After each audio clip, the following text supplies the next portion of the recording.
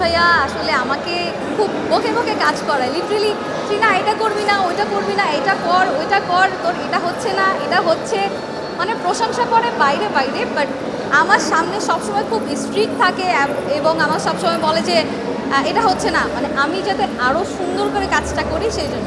আয়োজনটা আমার খুবই ভালো লাগছে, খুবই সুন্দর আয়োজন। আমি আসলে এই সময়টা খুবই এনজয় করছি। আমি কাজ করছি খুবই অল্প সময়, খুব অল্প সময়ে এই জায়গাটাকে আমি খুব আপন করে নিয়েছি। উইদাউট বিং অ্যাক্ট্রেস আই ছিলাম নাথিং।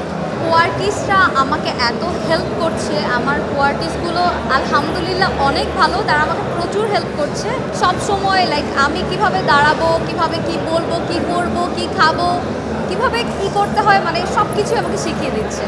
আরশ ভাইয়ের সাথে কাজের অভিজ্ঞতা আমার খুবই ভালো। আরশ ভাইয়া আসলে আমাকে খুব বকে বকে কাজ করায়, লিটারেলি না এটা করবি না, ওইটা করবি না, এটা কর ওইটা কর, তোর এটা হচ্ছে না, এটা হচ্ছে, মানে প্রশংসা করে বাইরে বাইরে, বাট আমার সামনে সবসময় খুব স্ট্রিক্ট থাকে এবং আমার সবসময় বলে যে এটা হচ্ছে না, মানে আমি যাতে আরও সুন্দর করে কাজটা করি সেই জন্য। লাইক আমি যেই ধরনের কাজ করতে চাই, আমাকে যদি সেই ধরনের বাদ দিয়ে অন্য কোনো ধরনের কাজ দেওয়া হয়, আমার মনে হয় না যে সেই জায়গাটা যতই বড় হোক বা ছোটো হোক আমি কাজটা করব। আমি যেখানে স্বাচ্ছন্দ্য বোধ করব আমি সেই কাজটাই করব, এবং আমি আশা করি যারা যেখানে স্বাচ্ছন্দ্য বোধ করবে সেখানেই কাজ করবে। এটা নিয়ে খারাপ কিছু বলার কিছু নেই আসলে।